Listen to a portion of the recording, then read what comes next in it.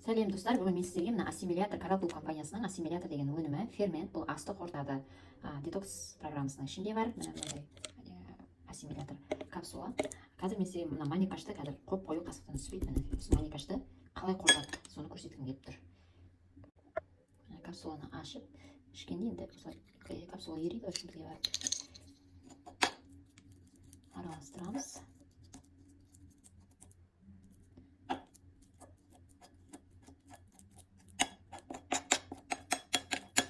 Сұйылтып жатыр уже.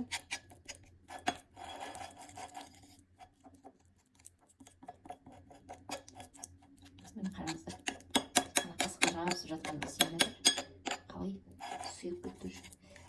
Міне қашымыз. Астыда осылай ішімізге түскен асты қорытып жібереді. Міне қараңыздар, сұйық болып отыр. Былай берген соң сұйылады. Асқазанда тамақ деген 2 сағатта қорытылады.